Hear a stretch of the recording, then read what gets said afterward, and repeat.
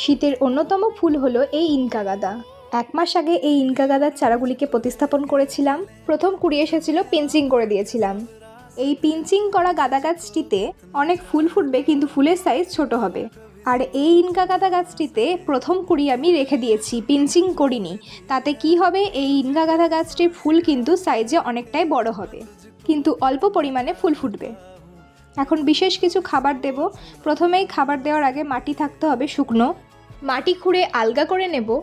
মাটি খুঁড়ে আলগা করে দিলে মাটির মধ্যে বাতাস চলাচল করে এবং গাছের দ্রুত বৃদ্ধি হয়। ইনকা গাঁদা গাছ রোদ খুব ভালোবাসে। দিনে 5 থেকে 6 ঘন্টা ফুল সানলাইটে গাছগুলিকে রাখতে হবে।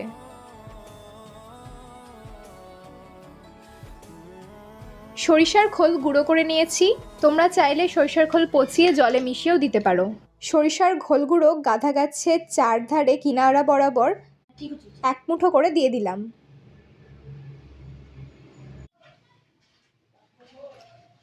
DAP, die ammonium phosphate, 12x12 grow ব্যাগে 8 থেকে 10টি দানা গাছের চারধারে দিয়ে দিলাম।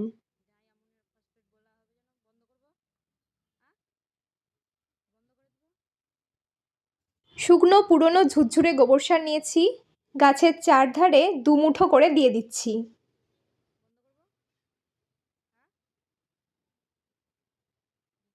খাবার দেওয়া হয়ে গেছে, এবার দেব জল।